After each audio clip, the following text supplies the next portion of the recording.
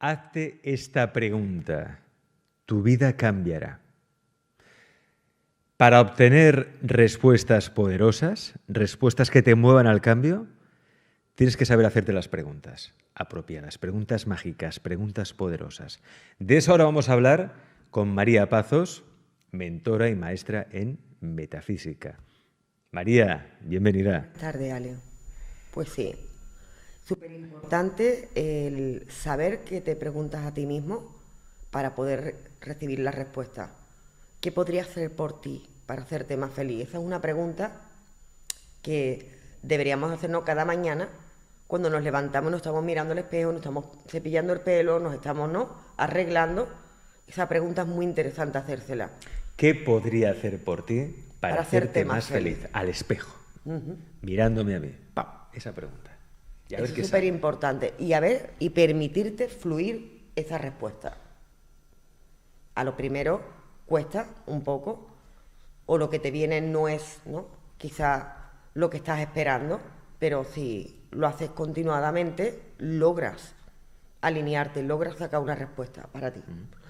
Tú, por ejemplo, María, cuando empezaste a hacer este ejercicio contigo misma, ¿cuáles fueron las respuestas que te salían? Yo me acuerdo que cuando empecé a trabajarme el amor por mí misma, yo me miraba al espejo y me decía que me quería más, estaba tal y como era, y me venía: mentira, eso es mentira, yo te odio, no eres lo suficientemente buena, no eres lo suficientemente válida. Y yo seguí insistiendo, decretando ese mismo decreto, Y es como que mi niña interna estaba muy enfadada y no se creía nada de lo que yo le decía, en realidad, nada. Me tocó insistir mucho tiempo, pero porque yo me crié en una familia distorsionada, en una familia donde no me dio tiempo, como quien dice, a tener a mis padres juntos mucho tiempo, solo primer año de vida.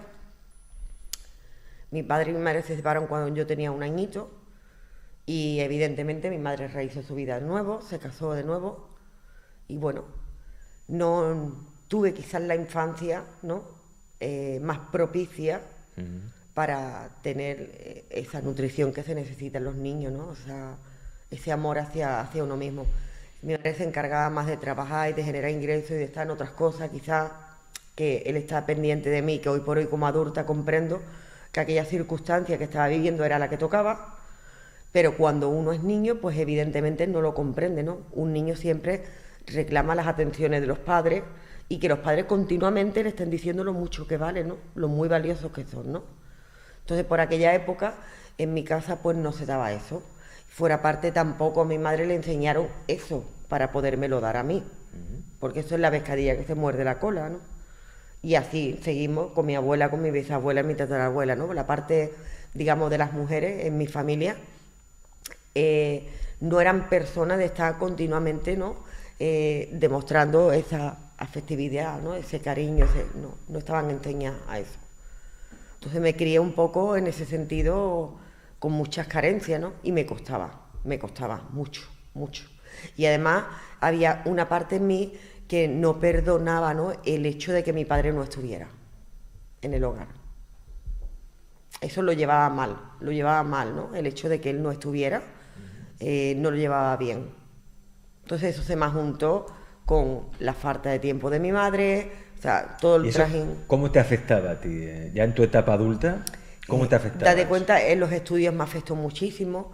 En primaria yo me acuerdo que la maestra le decía a mi madre: pero es que tu hija no está teniendo la atención necesaria que tiene que tener. Es que ella parece que está en la nube, ella está en la nube.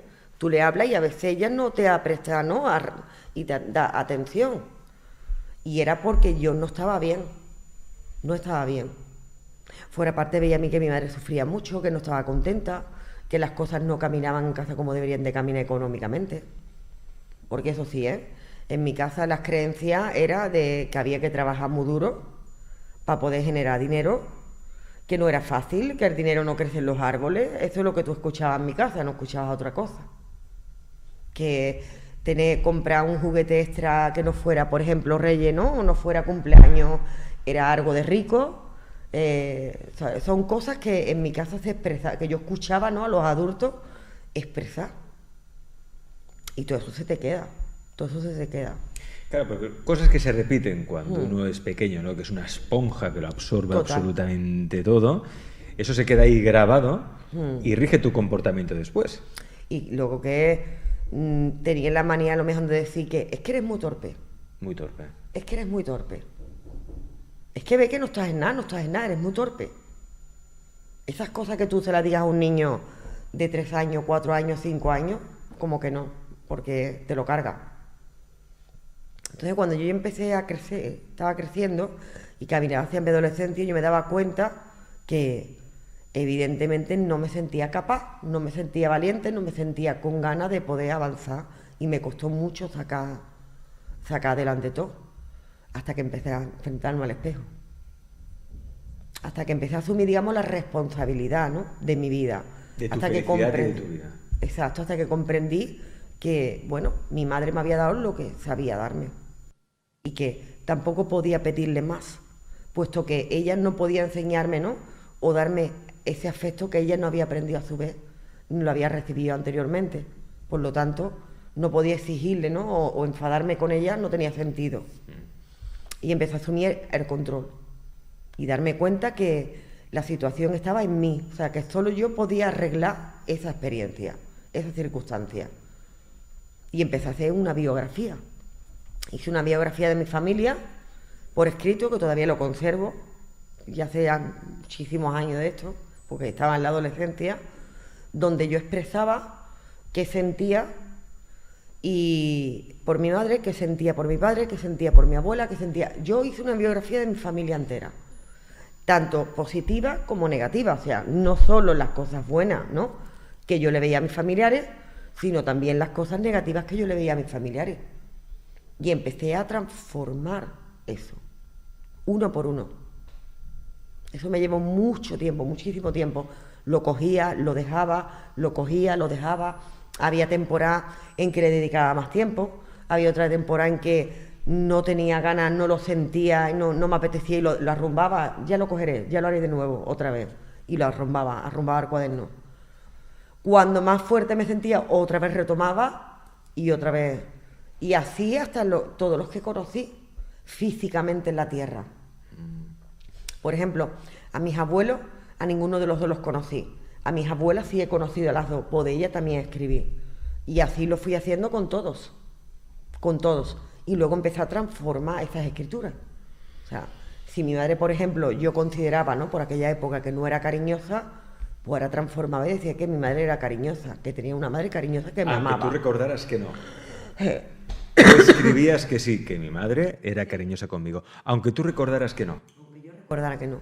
Claro, porque el recuerdo al fin y al cabo es una interpretación, una historia que te cuenta. Date cuenta que el tiempo y el espacio no existen. Cierto. Por eso puedes cambiar y transformar cualquier versión que hayas vivido, que hayas experimentado. Y lo hice uno por uno. Así empecé a trabajarme yo. Luego empecé a enfrentarme al espejo, ¿vale?, con el decreto de que yo me amaba y yo me aceptaba tal y como era. Luego empecé a trabajar también mis fotos de la infancia. Fotos incluso donde yo tenía soplando la vela en el cumpleaños, fotos que las conservo, vamos, todo esto lo conservo. Y día tras día.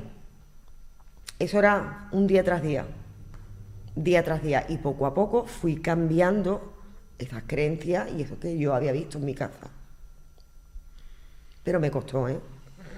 Fijaos lo que siempre propone María, el trabajo con el papel, el trabajo con el espejo, escribir a mano. Lo que dice María, las cosas positivas, cosas negativas y las negativas, entonces transformarlas, darles la vuelta, ¿no? Hacer una inversión de esa historia.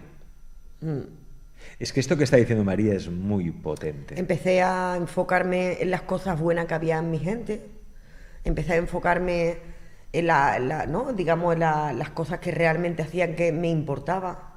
Empecé a enfocarme en las cosas buenas de mi madre y es como que empezó a cambiar un poco mi mundo, ¿no?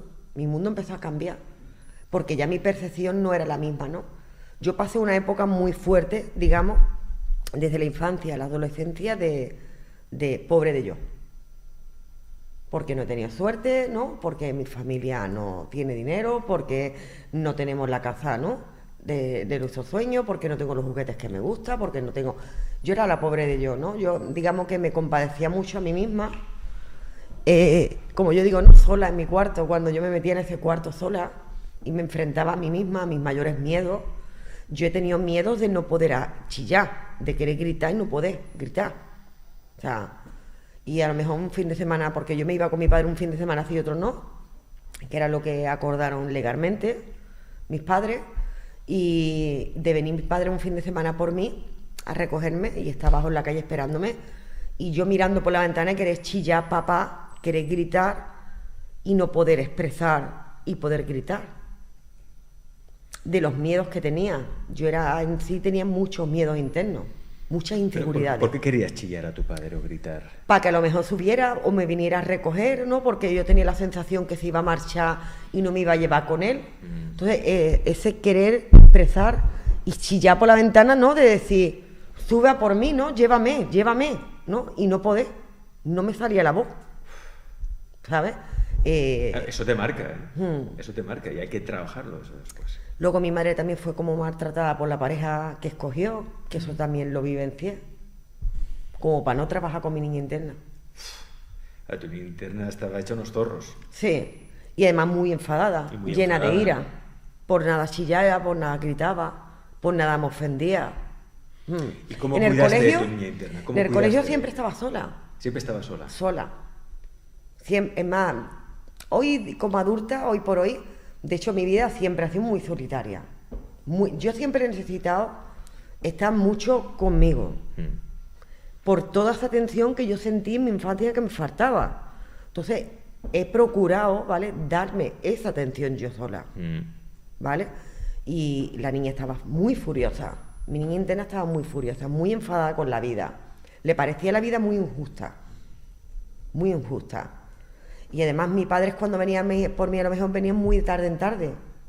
Entonces no relacionarme con él también me afectaba. Luego el relacionarme con mi madre solo y ver sus circunstancias en su relación que era catastrófica, pues eso ya me tumbaba. ¿Y eso cómo lo cambiaste? ¿Reescribiendo tu historia en papel? Reescribiendo mi historia. Enfrentándome en el espejo, preguntándome a mí misma, ¿pero qué te pasa? ¿Qué te pasa? ¿Qué te pasa en realidad? ¿Qué es lo que sientes? ¿Por qué estás tan enfadada? ¿Qué le tienes miedo? Todas esas preguntas me las he hecho mirándome al espejo. Todas. ¿No? Y a veces me preguntaba, ¿pero por qué? Yo decía, Dios mío, ¿por qué esta circunstancia te tiene que dar, ¿no? ¿Por qué tengo que vivir este tipo de vida, ¿no? ¿Por qué? Luego acabé en un centro, con 9 años, acabé en un centro. Un año entero. La casita se llama el colegio, la casita de Belén. Así se llama el colegio en Huelva. Un centro que hay para niños, ¿vale? Porque mi madre estaba atravesando por un momento muy malo con su relación. Ellos se divorciaron de muy malas maneras y yo acabé en un centro un año. Un colegio donde me levantaban a las 6 de la mañana. O sea, tutelada por el Estado, digamos. Un año. Un año. Un año. Cuando mi madre fue a buscarme a la escuela, ya me habían llevado, menores me había llevado. Ya yo no estaba. ¿Y cómo se vive eso, María? Es duro.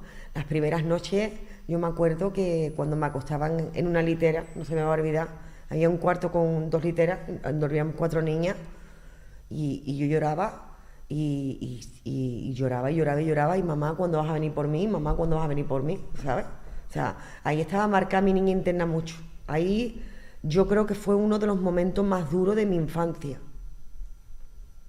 Y se puede, Ale, se puede salir adelante, ¿sabes? Se puede cambiar todas esas cosas. Se puede hacer. O sea, querer es poder. Querer es poder, se puede. Yo lo tengo clarísimo eso. Querer es poder. Luego en ese colegio había una disciplina muy extrema, muy dura. Nos levantaban a las 6 de la mañana para recoger nuestro cuarto, limpiar el cuarto baño, prepararlo todo antes de desayunar, antes de ir a la escuela. Las maestras que habían eran demasiado estrictas, no habían gestos de cariño. Me acuerdo que la alimentación que nos tenían era como una alimentación siempre la misma. Los lunes tal cosa. Yo odiaba los hígados de pollo, te lo juro. Los aborrecí. Los aborrecí. Pero la alimentación siempre era muy la misma, ¿no? Muy todo. Y en la escuela luego que iba a estudiar, había profesores que ahí tuve mucha suerte porque Había profesores que me tenían mucho aprecio y me ayudaban mucho. Pero hasta el año no pude marcharme de ahí, que vino una tía por mí, me adoptó, una hermana de mi madre. Y de Huelva pues a Bollullo, a vivir 5 años. A cursar la secundaria en Bollullo. Pero a muy temprana edad también me sacaron del instituto y tenía que trabajar. Pues se acabó ya jugar con las niñas, jugar al elástico, ya era trabajar. O sea, pasaste a ser adulta Sí. a una edad en la que un niño o una niña no tiene que Se divierte, juega, estudia. Juega.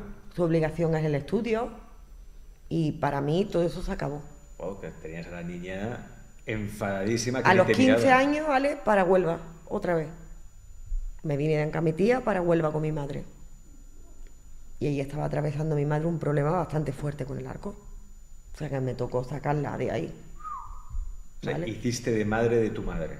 Se intercambiaron los papeles. Se intercambiaron los papeles. Imagínate la niña, ¿no? La niña estaba muy dolida. O sea, la niña interna no creía en la vida. La niña interna creía que mi vida iba a ser un infierno siempre y que las cosas no se iban a arreglar. Pero con la adolescencia empecé a coger timón de mi vida. Y porque llegó a mí, no se me olvidará en la vida un libro, ¿vale?, que es El poder de la palabra hablada, de Florence Scovenci.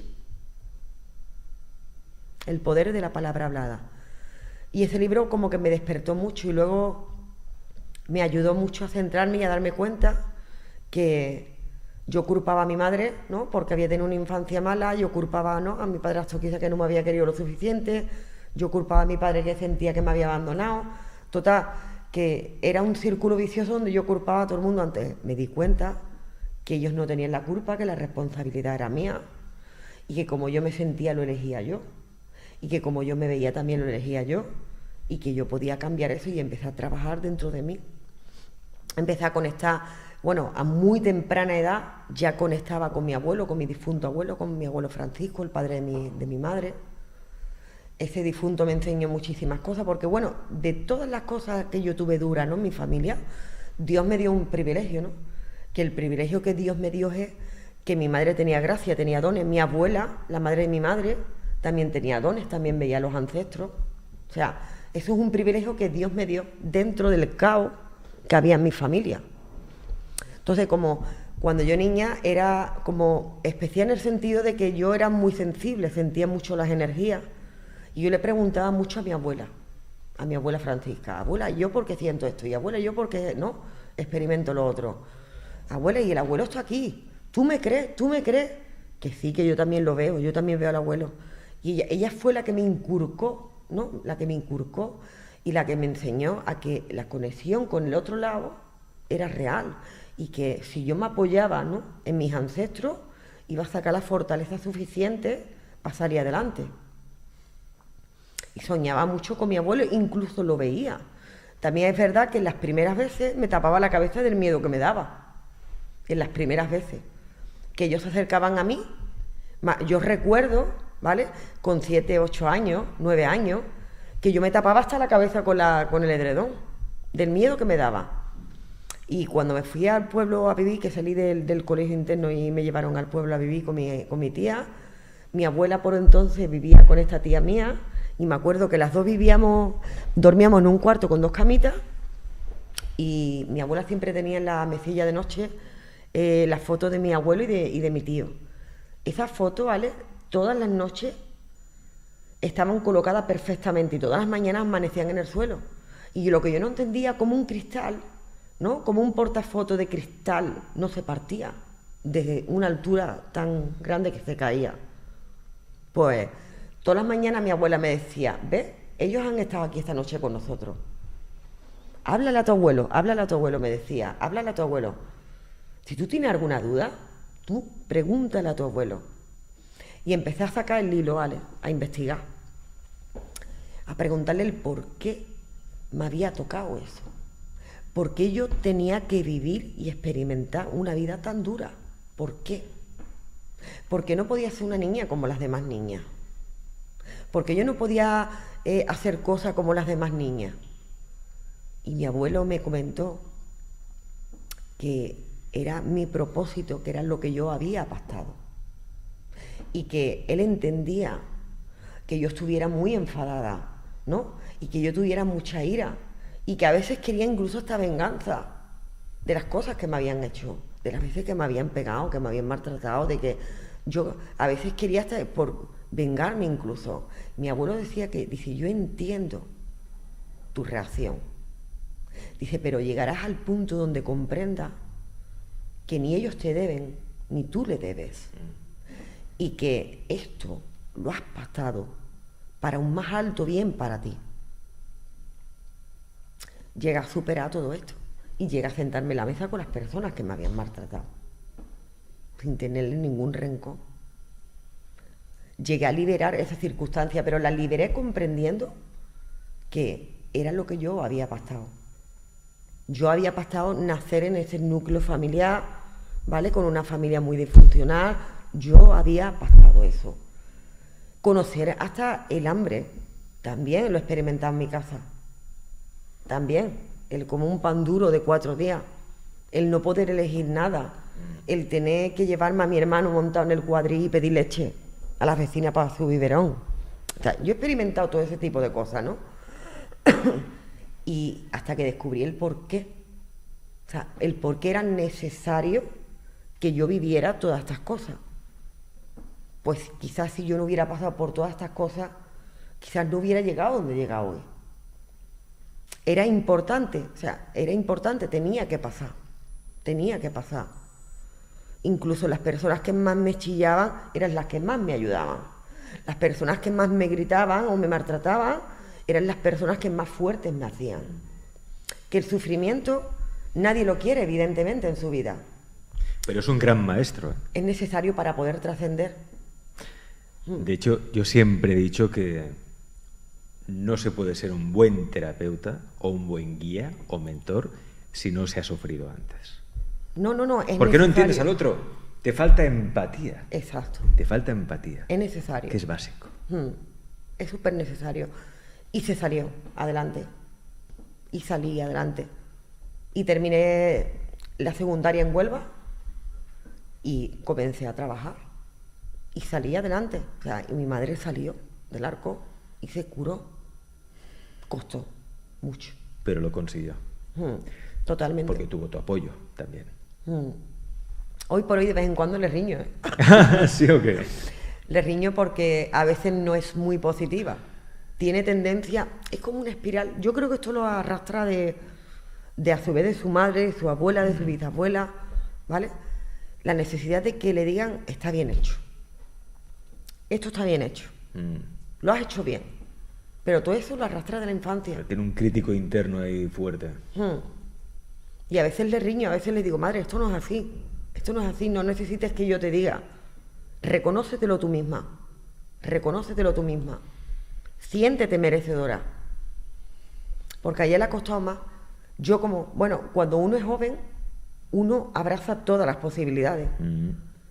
Uno hace lo que tiene que hacer para poder superarse, ¿no? Pero cuando uno ya tiene una edad, por ejemplo, 50, 60, 70 años, ya este tipo de personas tienen las creencias demasiado incrustadas, demasiado dentro.